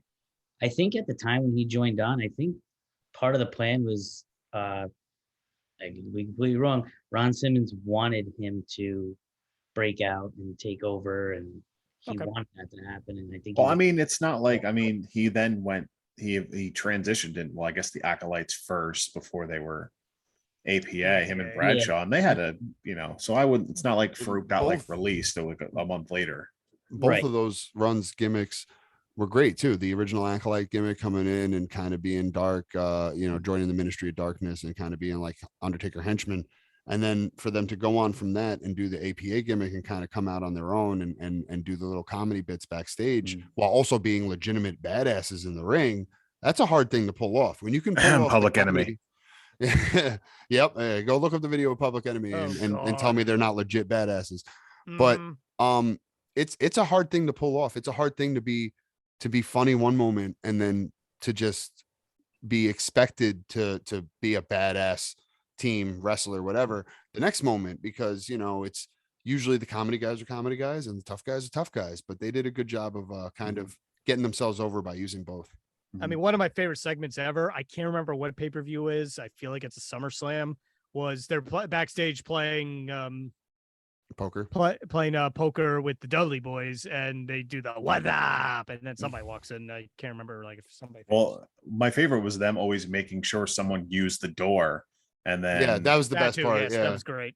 and then then just beating the shit out of him. And then I guess for not using said door. For not using the door, yeah.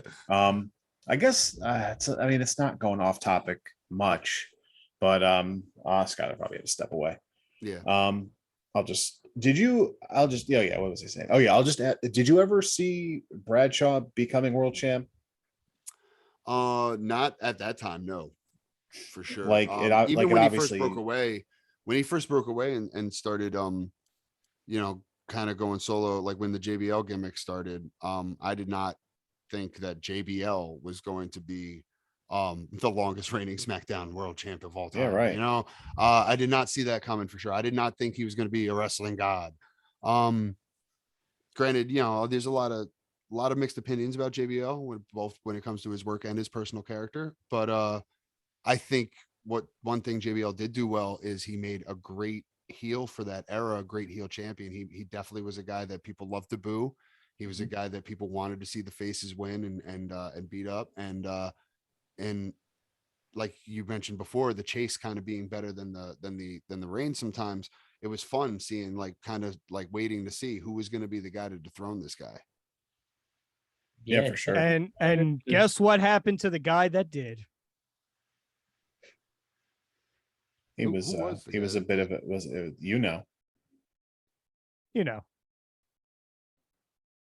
Wait, The wheel. you all know who. Yes, wait, I know. Okay, I was wondering if we're joking or being serious. I'm kind of half joking because, like, wasn't it Rey Mysterio or was that a different one? For the world title? Yeah. That was John Cena's first world title. No, but okay, I'm sorry.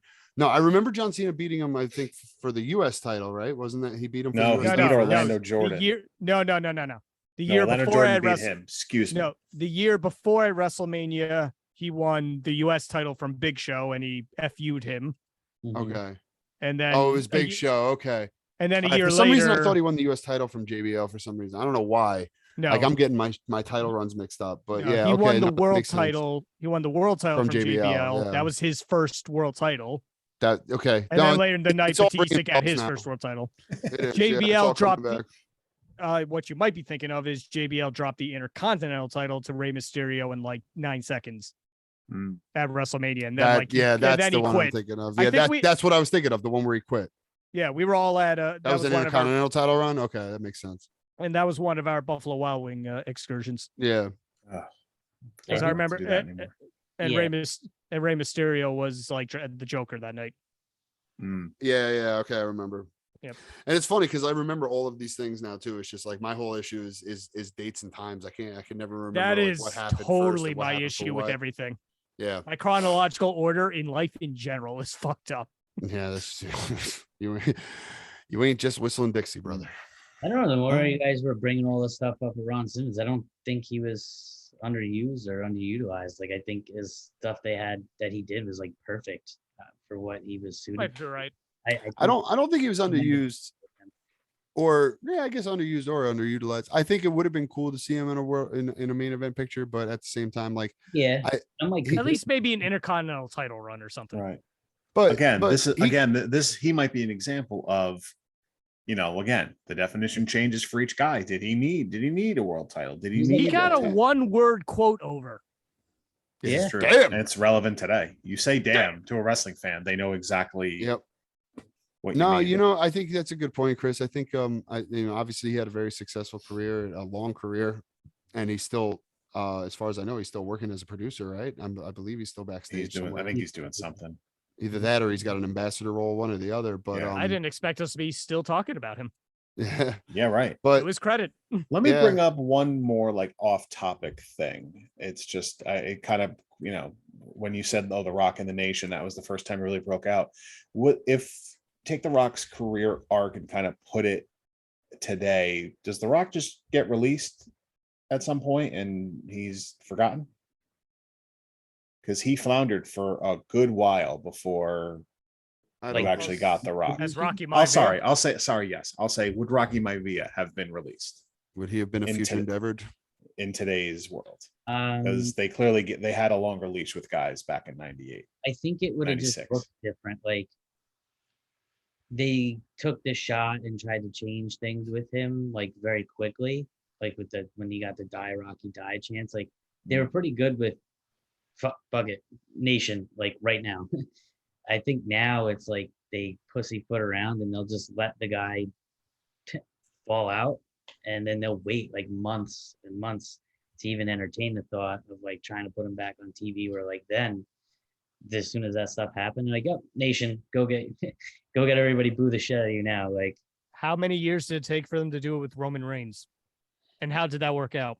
yeah, I just think Yeah, but it might be 5 better years that they minimum. did it that way because we did get that slow burn pop for it now, you know, and now True. everybody Fair. loves it, but even more so because like imagine if they did it with Cena today, like people would lose their minds.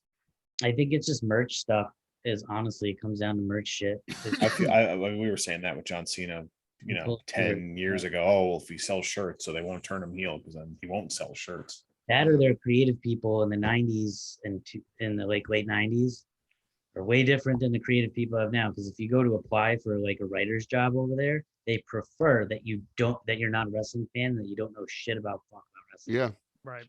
Yep. So It's crazy to me. Makes the no guys fucking that were sense. doing it then, which I think at the time might have even been Vince Russo. Like Vince, if we're using him as the person that was doing He it. was the editor for the magazine. Yeah. You have the guys then that were doing the writing, like obviously into wrestling and wrestling fans, like they're like, oh look, this guy's getting die Rocky die chance. Let's do this right now. Whereas Mhm. the writers today don't really know anything about anything, and they're like, all right, just pull them off TV, and then we'll just sit in a room and try to figure it out over a few months, and then we'll just put them back maybe on TV. Like that's why I got If we could think of a thing for yeah, him if to you can do. even think of something, and then they like that's Yeah. get buried, and then that's how we wind up talking about guys like they get underused or underutilized because It's true. it's I like do looking bad writing. I do find it funny that we talk about guys that with no wrestling background whatsoever. Meanwhile, one of their former writers was Freddie Prince Jr. and Who's he now knew working more on and starting he his knew own. more than any of these other guys we're talking about somehow. And now Yep. he's trying to start his own. He's trying to start his own promotion now, Go It's figure. just- A unionized promotion. which is fucking genius. And if he does, like, I'm joining. for real, seriously, that's one thing I will say. I'm And rooting this for this that. this could be a topic for another show in a future date. But that's one thing wrestling needs to absolutely do. They need to unionize, and they need to be protected with healthcare, because a lot of these guys and gals are not. A lot of them have to pay out of pocket for their Yeah. own healthcare, which considering the profession that they're in is fucking ridiculous. Like I worked in a prison system for 10 years. I went to work every day knowing that I was going to work holding a risk. These guys are literally putting their bodies on the line every single night, and they don't have coverage. Is this absolute sin to me? You literally do the most routine thing at draws. You do Mhm. the most routine move, and you just one slip up. And you're granted, paralyzed. like a lot of people did what they needed to do to take care of draws, which Yeah. you fucking better. But Yeah. at the end of the day, he should have had coverage right to begin with. Right. And I also think, to like WWE's credit, I think it's they do the right thing if things like that do happen for the most part. You have But- to, otherwise, if they Exactly. didn't do the right thing, the wrestlers would have been unionized 30 Yeah. years ago. Right. And and That's why they do the right thing, to right. keep And the them bad from unionizing. PR, and at this day and age, the bad PR is Yep. worth whatever the medical costs and et cetera.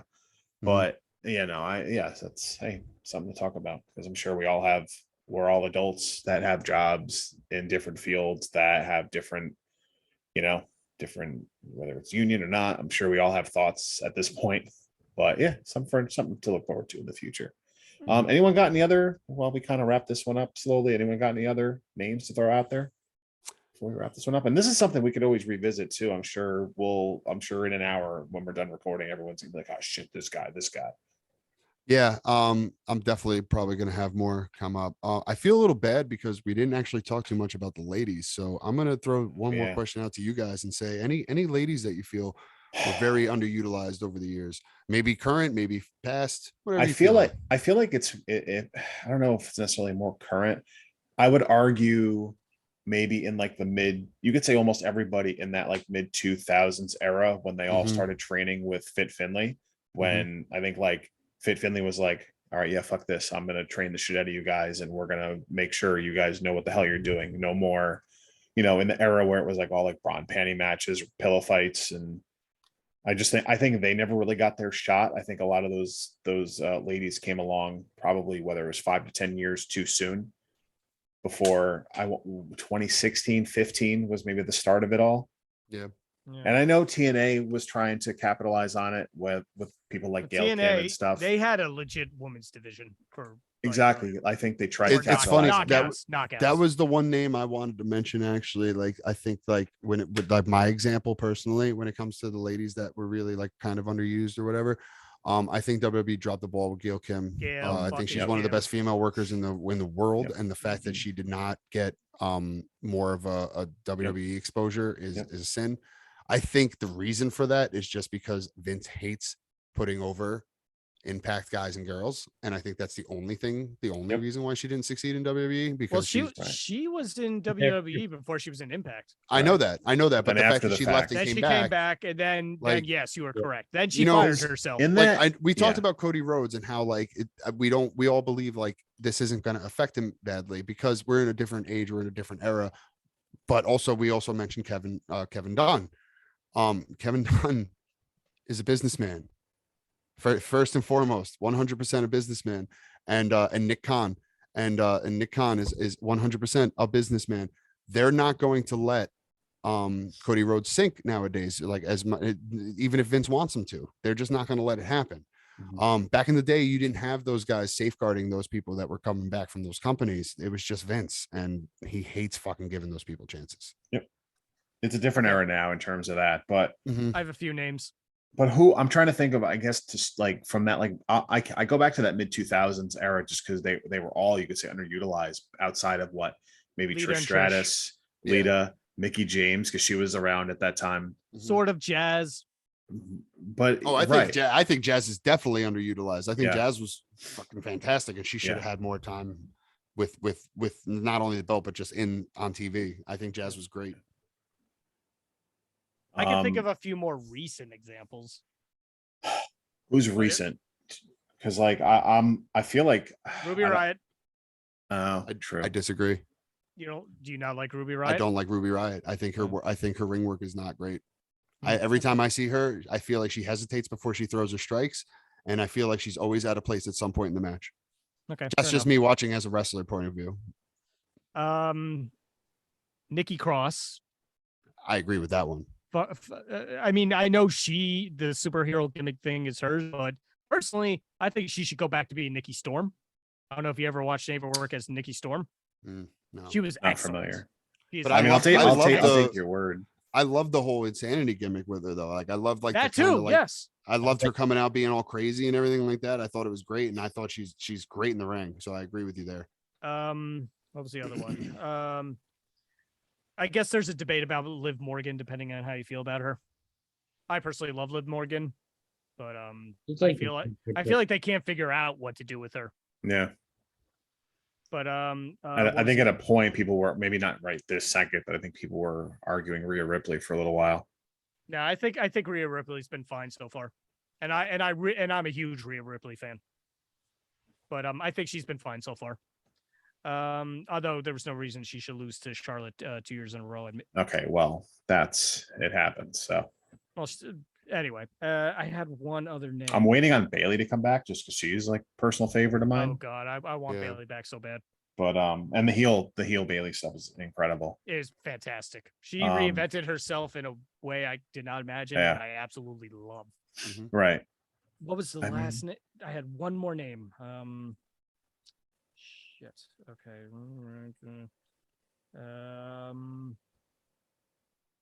Here's a weird one, because she was on TV for a while.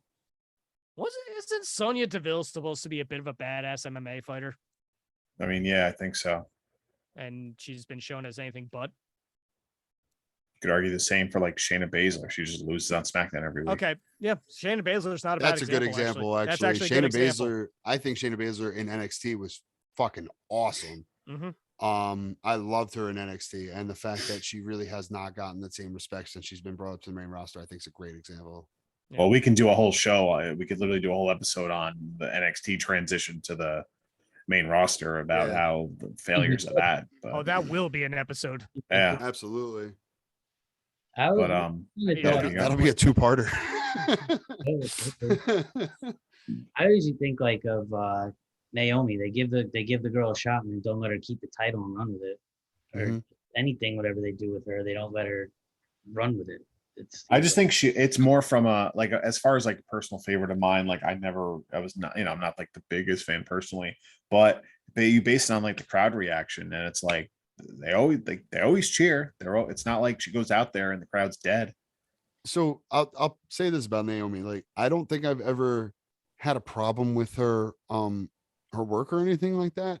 But I think like she's never been one of those people that like stood out to me like that. And I don't think that that's her fault. I think that actually brings up Chris's point, is the fact that I don't feel like they did enough with her to let her really shine, because maybe if they did, I'd probably have a better opinion of her. But like personally for me, my opinion for Naomi is just like, I've never seen her fuck up. So like, at least not like bad, like, or like whatever. Didn't they just do? I mean, I don't really watch it right now, but like, didn't they kind of just blow everything up with their whole? They won the tag titles and then Well, then they quit. Her and Sasha walked out on the show. yeah, So. Yeah. it wasn't But that. then they buried her on TV, which is fucking terrible. And now they're trying to smooth things over with Sasha, apparently. I tried to read about some of like, because I was trying to figure out why they kind of just quit like that, and Yeah. Because they wanted to do something with the tag titles. They wanted to have. Let's see. It was. they wanted to split them, right? And like It's now, not that they wanted to have them hold the tag titles, Yeah. but then go have separate woman single titles matches at the next pay-per-view. they wanted them to lose too. Like they had That no, too, yes.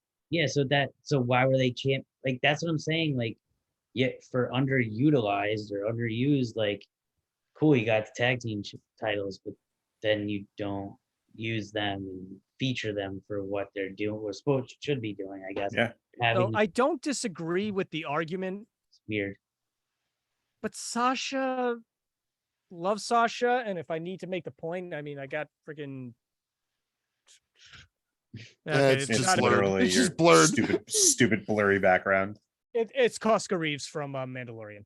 Okay. Okay. But I think she's got an attitude issue.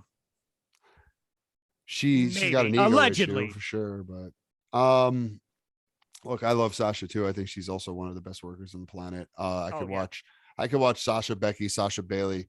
It might not even be as popular to say anymore, but even Sasha Charlotte, I could watch any one of those combos any day of the week. Yeah. But I think she definitely gets a little entitled. I think she definitely gets a little spoiled. And when she doesn't get her way, things like this seem to be kind of a trend at this point. Right. And now it's like, if WWE is trying to smooth things over, how do you smooth things over? Do you have to give her more money? Do you have to give her more main events? Do you have to give her a title run? Like, what is it that you're going to have to cave to give her what she wants? And then when she's you go done to all take that that. away. Yeah, exactly. It's not like it's. That's my like, point. She's what kind of else? done it all already. So like, if you give her that, how long is that really going to appease her? Because then like the Right. moment you want to take it away, or the moment she gets bored of it, this is just going to happen again. If history's any, Right. indication. Go elsewhere. Well, that's what I'm saying. It might be time for her to. I think she's done everything she can in WWE. And I'm not saying I want to see her leave. I'm not even saying I want to see her in AEW. I'm not, I wouldn't be against it, obviously. But I just think that if she's not happy in WWE, she doesn't have to be there anymore. Yeah, just let her go. Yeah. Somewhere.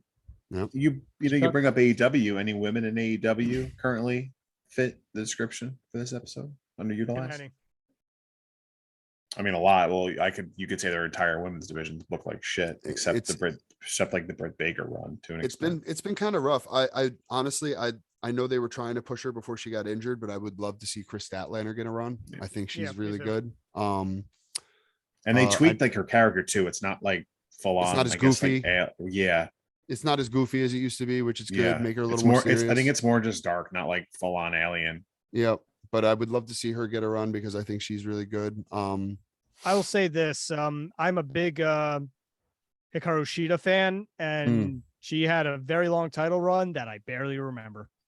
Which Yeah. is a Well, shame. that was during the COVID era though, right? Yeah, Yeah. she No was crowds literally and the, stuff. Yeah. But she was champion for like a solid year, I want to say. No, I know. Yeah. But like it wasn't memorable, and I don't think that's her fault. And while we're on the topic of Sheeta, because that just reminded me, since they just had a fucking awesome angle that just went on for weeks and weeks, and then like they both kind of just disappeared afterwards. Serena Deeb, where the Deeb. fuck is she? Where is she? I love Serena Deeb. I thought Absolutely. she was around Indeed. recently. Again, I don't know. I haven't seen her recently, but then again, I'm a couple weeks behind. Obviously, I did watch Forbidden Door, but I haven't. And I watched Blood and Guts, but I missed the probably like 2 weeks of go home stuff before. Well, they had she had a match with Thunder Rosa for the women's title recently on pay-per-view. Okay, well, Yeah. Like, but I feel like right after that angle, she was off TV for a few weeks, and like why you guys? That's all again when we do AEW Revisited. I feel like that's a trend with them. Is you do an angle with someone, you do an angle with someone, and then they're gone for a while, and because they got nothing else. Yep. But Radev's got nothing for you, pal. Yeah, right. Anything else before we wrap up this? This is honestly, I had a lot of fun talking about this, and this is something we could certainly do again. Considering we just decided this topic right before the show, I think it's came out. Shout out, and then listen, this was the idea from the guy who's not here again. So hey, shout out to Dennis for that much. But shout out to Dennis. We stole your idea because, as we all know, we went a whole episode without saying it. Dennis is a cunt. Dennis, you're a genius, you asshole. Yep. Maybe next time. We love you. maybe you asshole. I think Dennis is going to be on the same episode Anthony's going to be on. It's funny, you know. And listen, Anthony's going to listen to this eventually. I know he is. Yeah. And I think I put the screenshot in our group. I want to be a guest on the podcast, and I just said we'll be in touch. Yeah, was my only response. First, we have to have our first 3-time guest on before we have you on, though. Yeah. Yeah, Dennis and Anthony are just gonna Bill somehow just gets every guest in the future drunk. Like, no, how does this? Why does this keep happening? How does Bill just meet Anthony? Right. Oh man. Well, no, I think that's good though, boys. I think this was a good one. I enjoyed talking about it myself. Yeah, no, this was. Yeah. Listen, shout out, Chris again. Thank you for hopping on. I know this was a little short notice, but hey, thanks for always being willing to come and chat. I know, again, we didn't, I think I texted, oh yeah, we're still deciding the topic, and that literally didn't get decided until Chris came into this as cold as we all did. So yeah. But no, this one for something we didn't. That's why he keeps coming back. You know why? Hold on. Because true professionals know how to work on the fly. Tell him, Chris. Yeah, we call it in the ring. Let's call it in the ring, baby. That's right. That's right. Let's get plugs out there before we sign off, because that's the proper thing to do, not just go, man, nothing to promote. Fuck you guys. Goodbye. So I guess I'll just listen. Northeast Wrestling. Listen, if you're listening to this, July 2nd, Saturday, in Rockland County, Pomona, New York Boulders. If you're headed to that baseball game, right afterward, a 3-match show for free right after the baseball game. So check that out if you're in the area. If you're listening to this on Friday, July 1st, that's tomorrow. Head out and go watch some free wrestling after some baseball. Where else we at here? July 16th, Northeast Wrestling presents Heat Wave in Bethany, Connecticut. Is that I believe we've said this before. That is the NEW arena, correct? Yes, that is the NEW arena. Yep. And then a week after that, Mid Hudson Civic Center, July 23rd. Northeast Wrestling presents Twist of Fate. We're gonna get tickets. We're serious. We're going. 6-man tag is showing up at the NEW show. Stay tuned. There should be plenty more announcements for that show coming up. Very cool. Yes. If we have a chance, maybe we'll be able to catch an interview with one of the guys like before or after the show. We'll see, but that'd be sick. Yeah. We'll figure it out. It's the show that show's 3 weeks. If not, away we'll come talk about it on the show the week after. I'm sure that would be a fun episode to do, an NEW recap, maybe. Yeah. You know? Plenty going on. Yeah. Like I said, northeastwrestling.com for all dates, all news, anything you need. yeah, like I said, follow Chris. Where can everyone follow you on social media? Let them know. Instagram is Ref Chris D, and Twitter's the same thing. Actually, both are the same. Instagram and Twitter, Ref Chris D. And yeah, just stay tuned for everything that's Northeast Wrestling related, and stay tuned to your YouTube channel subscriptions for your wrestling fix, because there's going to be an episode sooner than later that originates from Queens, New York for MLW's Battle Riot. I was there. Let's Yeah. go. Right. Awesome. Let's go. Let's So go. Awesome. that's going to be coming up too, sooner than later. I don't know how the episodes are going to air, but I think I have made a return. So Okay, keep us posted on that for That's sure, awesome. man. Yes. That's awesome. Absolutely. Follow this podcast on all socials, Twitter at Six Man Tag, Instagram at Six Man Tag Podcast, also on YouTube, Six Man Tag Podcast. If you're watching on YouTube right now, hit The that number subscribe 6. button. Yes, the number 6, not the word 6. I'll just say this though, the word 6, last time I checked, hasn't posted anything since about mid-May. Just saying. They gave up. They lost the war. I'll check. Listen, I'll check right The now. Thursday night Live. wars are over, boys. Or the Friday Live, morning wars. Friday Whatever morning. one. I don't know when their podcast comes out. Ours comes out Friday morning. Yeah. I'm gonna check right now. I'll give them a click on their Instagram page and see if they've posted anything, because I could be very wrong about this. This is such a one-sided feud. Oh, it is. They have no idea we exist. Exactly. It doesn't matter. Let's see. While Mike's looking that up, I'm gonna get my plug in. If you're a fan of music, check out my project, The Paperweight Project. There's the logo right there. You can look us up on the YouTubes. Subscribe and like on the YouTubes. We got 2 videos up right now, more to come. You can check us out on SoundCloud. Just look up The Paperweight Project on SoundCloud. Also on Facebook at The Paperweight Project. All right, so they haven't been active on social media, but they're posting podcasts. But you know, it is what it is. We have more followers than them, for what it's worth. That's because we're better. Facts. But seriously, no, like, subscribe to us on YouTube, hit subscribe, hit the like button. If you're on Apple, leave us a rating. Same Spotify, give us a follow, all that fun stuff. We plug Paperweight Project, some good shit coming out. You got to stay tuned. Yeah, Some Paperweight Project 6-Man Tag Podcast collabs coming your way soon. already talked to my boy JP Hoots, who as Skylar knows, that is my standby bassist. He comes in and lays down all the bass licks for me. I've already talked to him about what we're talking about doing. No spoilers yet, Skylar. Don't give it away now. But but yeah, so we got a bass track coming in. Skylar and I both going to try and lay down some guitar tracks. I think I would like to play a little guitar on it, and obviously I'll play some drums and do vocals, but we're going to have a cover that we're all going to put together and probably debut on the show once we have it all set and done. So look forward to that. I did have something. I mentioned it. I felt like I didn't tell you guys, because I know, this isn't much of a spoiler, but covering the Raw is War theme song that plays in the open of this podcast. But I said that if you're going to do the lyrics, I said you can't Google what the lyrics are. You have to just listen and then figure them out on your own and see what you come up with. That's a fun challenge. I don't think anybody knows.